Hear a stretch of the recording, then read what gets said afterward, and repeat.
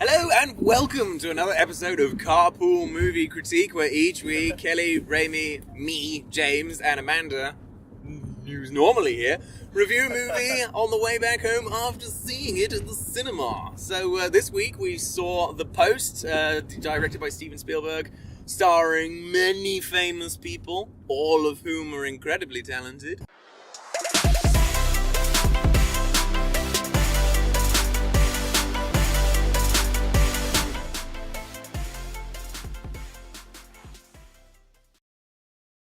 So I wanted to start off by talking about the star power in this film. Directed by Steven Spielberg, we've got Meryl Streep, Tom Hanks, and I was kind of interested, I felt as though Meryl Streep and Tom Hanks must have done a movie together at some point. But as far as I can tell, they haven't acted together.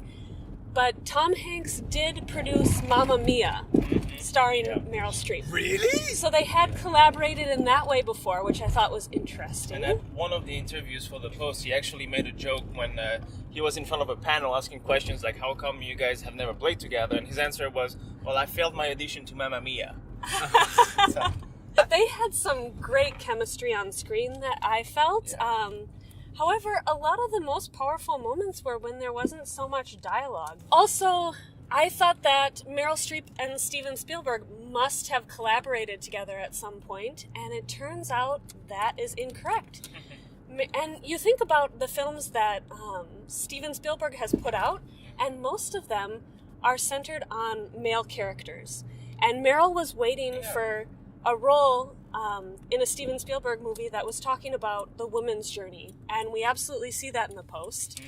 And I think it's a powerful, great role that she took on. But yeah, thinking about Steven Spielberg and Tom Hanks, they've done Saving Private Ryan, they've done The Terminal, Band of Brothers, Band of The Brothers. Pacific. They're working on a new Bridge of project. Spies again, right? Bridge of yeah, Spies. yeah. Oh my god, yeah. So there were a bunch of them. I guess Meryl Streep did lend her voice to artificial intelligence. Oh my AI. god. But she didn't, have a front and center role Right. in any Spielberg film. So I thought that was interesting, and I was so excited to see the three of them come together for the first time. And honestly, I ended up being a little underwhelmed. I was expecting more out of it. I do think that Hanks and Streep gave amazing performances. But yeah, what did you guys think? Well, actually, I want to go back a little bit just to the Meryl Streep thing. What you talked about the fact that she was looking for a role that would help her convey the woman's journey. Did you see that in the movie? I mean, I saw something, so let me know if I'm wrong. But I feel like even though in the movie you see that even though she is the boss, clearly, in a lot of the scenes it really feels like Tom Hanks is the one who makes the decision. He maybe sees her a little bit as a pushover. Like, he barges in her house all the time.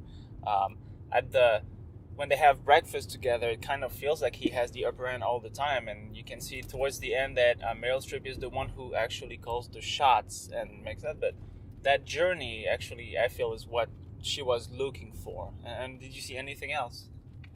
I feel like it is more about the journey and the evolution. So I would agree. It definitely doesn't start out with her being as powerful as she could be in the beginning. Okay. Yeah, I mean, as far as the script goes, it felt like that was probably the thing they were really trying to hammer home, rather than the actual, Pentagon Papers. Mm-hmm. Yeah, I don't know about you guys, but I found the story, which in real life, fascinating, almost real, actual cloak and dagger stuff, really, dangerous things that could have landed people lifetime prison sentences. How did they make a story like that so dull? I definitely dozed off for a solid 10 minutes, if not more. Right? I mean, and it's such a shame because it had a phenomenal cast. I mean, not just Meryl Streep and Tom Hanks. You had like Bob Odenkirk and Better Call Saul, whoever that guy is. Yeah, Bob Odenkirk. Oh. Thank you.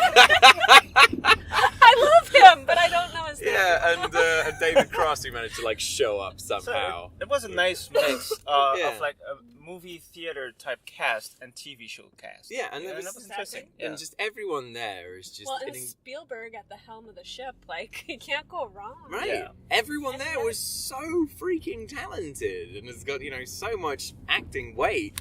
And I really think they were let down by a very, very dry script. And I felt like by the end of we were building up for no climax at all. And do you know much about the screenwriter?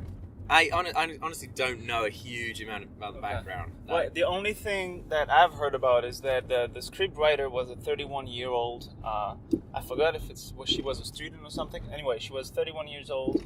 And what happened is that once they decided to go into production, they had another screenwriter just shadow her and help her revise the script. And I believe it's the writer of the script for Spotlight. So yeah, you're keeping the same vein, right? Yeah. Some kind of a true story with a strong political and maybe, let's just say, legal background. I something to preferred unearth, Spotlight. secret. Yeah. Well, Spotlight was... I agree, I preferred Spotlight as well. Spotlight was a more entertaining film. I mean, it's just, That's interesting. I didn't know she was so young. Yeah, I mean, that does explain why, the script had some issues. It was probably one of her first... I'm almost certainly her first major screenplay. Correct me if I'm wrong, Internet! Put it in the comments. Same thing with what I said. Yeah. Okay. I don't know. I just felt like by the actual end of the movie, it was going to kick into the real story. But then the credits started rolling, and I'm like, okay, well... Well, it's funny you said that, because I actually also saw an interview where, I forgot if it's Tom Hanks or Steven Spielberg that said that what's interesting about this movie, too, is that the actual people portrayed in the movie also have incredible life stories. So there are a ton of low-hanging fruits to work on in terms of other movies to work. And so that's exactly the comment that James is making. Like, the story in itself is interesting, but there are a lot of other stories when the movie is over to look after, to try out. Yeah. Yeah. Such a fascinating period of American history. Mirroring a lot of things that we're going through now. Well, yeah, about that. So yeah, tell us about that. Now, so I think I want to make the transition with what James said about the story being so dull and why it feels like that. And I think it's because they did not have a lot of time to work on this movie, or they chose not to have a lot of time to work on this movie. And that's because when Steven Spielberg read the script, he found that this was a very timely story to tell because of what's going on in America today. And if you don't really buy that argument, just read any interview by Steven Spielberg about this movie. That's basically all it talks about. And look at the cast as well. The things the cast have said about what's going on in America now versus the topics in the Post. Yeah, Streep and Hanks are very outspoken about the issues. People like David Cross, Bob Odenkirk, the guy that got to play McNamara. Oh God, I feel really bad for forgetting his name. Idiot. Comments. Tell me I'm an idiot. Wait, here is the name. Thank you. We'll edit it in. So yeah, it is very timely. Again, we're talking about really current topics such as freedom of the press, mingling from the government into what the press should and shouldn't do. A lot of potential hidden stories by the government. It was Vietnam in the movie. It could be other things here, Russia, and so no matter what your politics are, you can definitely see that there's a parallel with today. And so that's why they wanted to rush it, because they wanted to make sure they got the movie out while this was still happening, and they succeeded. And I think, from what I remember, it took roughly 9 months to get the movie done. Wow, that's from script to the final cut. That's a really quick turnaround. That is a really quick turnaround, and actually, as a comparison, the next Spielberg movie coming out in September called Ready Player One, which looks actually visually really pleasing. I haven't seen enough of the story to say anything else. But anyway, Spielberg was actually in the middle of the post-production for that movie when he first read the script.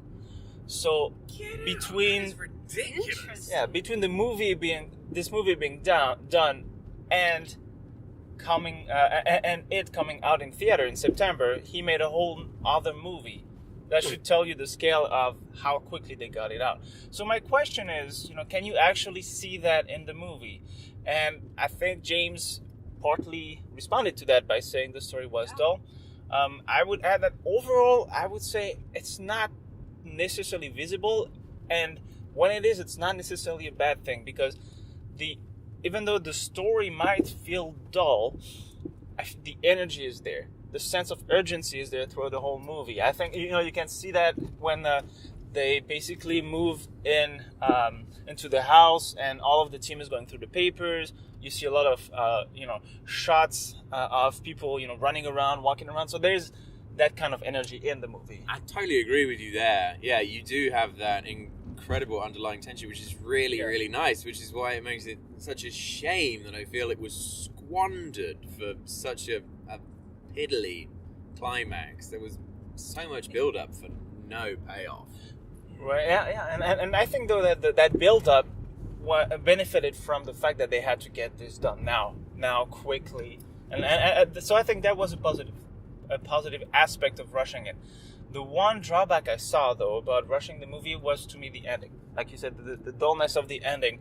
That final scene where Meryl Streep is in, what do you call it, the pressing room? I don't know, where they press all the papers. Yeah. I don't know, you printing have or press room. You have, the printing, whatever. Printy press room. Well, it felt... The Printiporium. It really felt like they had this great idea for this scene where she would say something very... very poignant and very interesting about the whole story. She would drive the point home. You would see the final evolution of her character. But it really just feels like it was dumped right here, right there. There is no real build-up. She is in that room when at no point in the movie before that she ever set foot in there. She barely set foot in the building, but somehow she goes into the pressing room, whatever you call it. And then on top of it, how does Tom Hanks know where to find her when she never goes there? So that was kind of weird for me. And there's no build-up to her spiel, which is really well delivered. That's why Meryl Streep definitely deserves that nomination. Frances McDormand will likely win. But Meryl Streep deserved the nomination for everything she did in the movie. But for that scene, I felt like it was just plopped there. It was not built up. And it just ends on her leaving the room, and Tom Hanks has said nothing in that scene. It just felt like it was a different movie. It didn't feel like it belongs there. Even though it's important, and I think that's why they kept it, because the message from the scene is very important. Mm-hmm. It was just not well put together. So, yeah, well, anything to add to that? Not really, but okay. I do have an incoming transmission from across the stars. It appears that our associate Amanda is ready to make her transmission.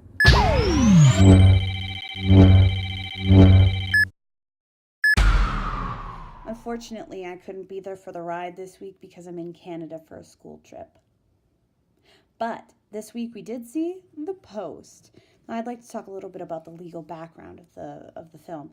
A good chunk of the movie centers on an injunction imposed on the New York Times, disallowing them from publishing any more pieces of the Pentagon Papers, which is a huge gathering of information about how the United States basically lied to the citizens and the people of the United States about Vietnam and what's going on and their chances, etc.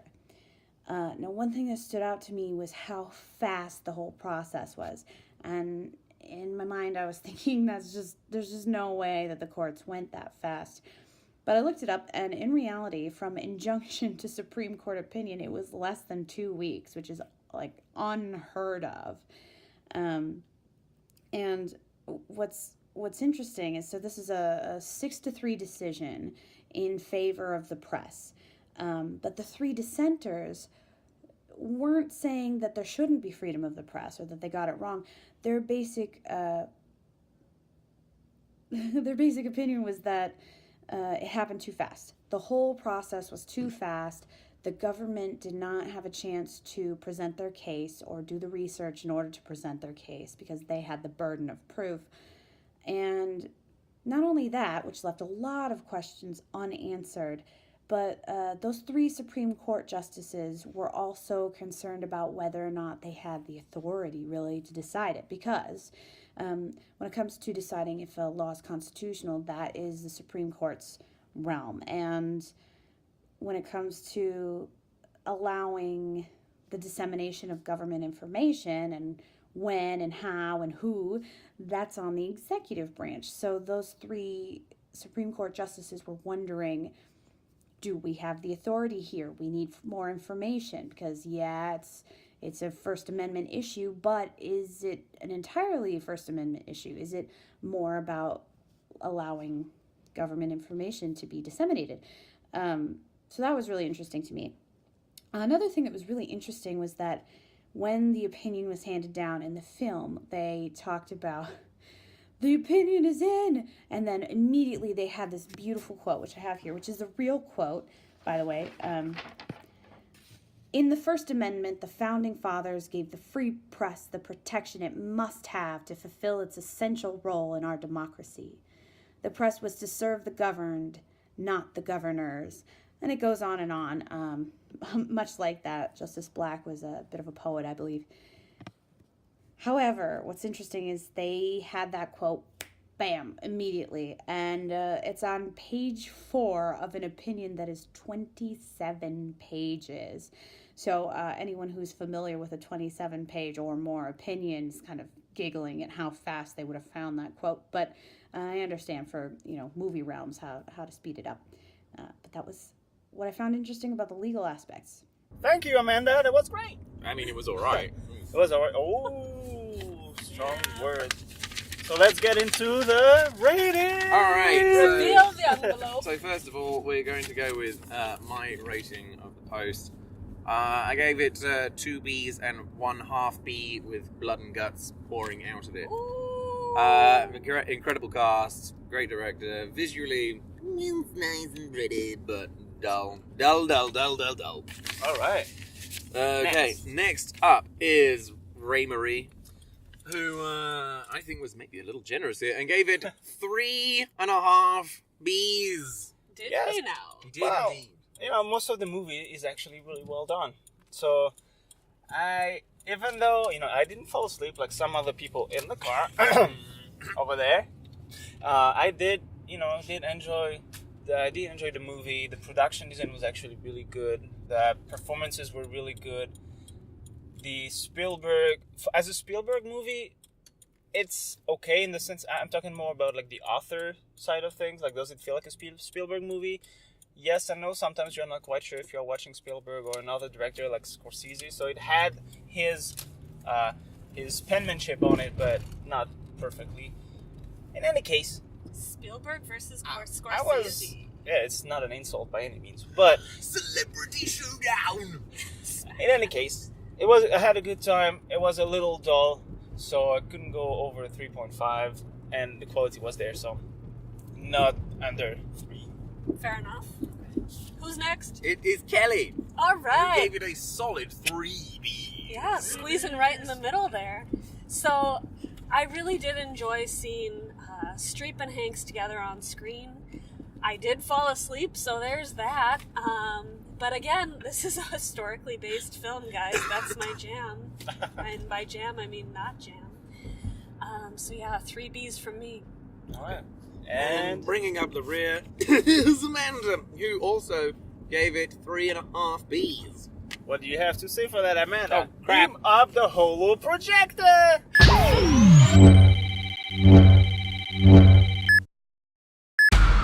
I give the post 3.5 Bs. And the reason I give it 3.5 Bs is that it's a super compelling story.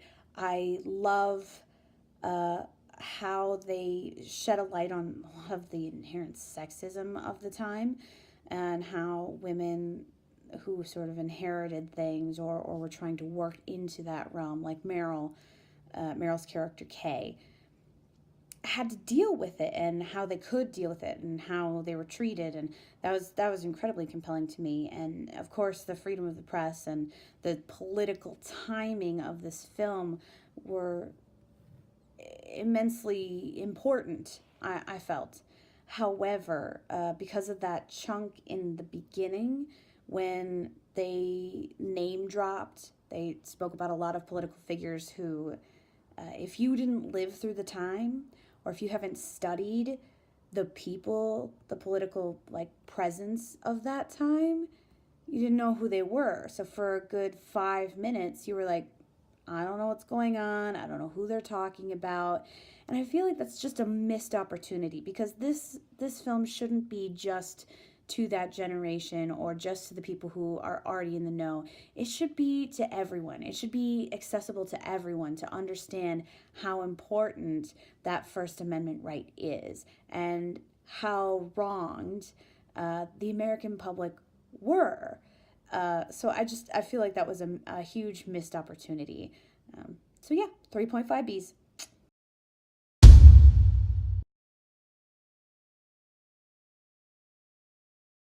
All right. Well, thanks for tuning in this week, guys.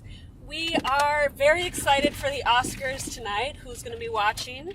If you have any input on who you think's going to win, we are all the hype on Instagram, so check us out. Leave a comment below, subscribe to our channel, and see what's coming at you next week. And for Instagram, it's at Woodbe Productions. Is that correct? At Woodbe Productions. All right. We'll see you there. See ya. Toodles into that. Have a good one. Bye.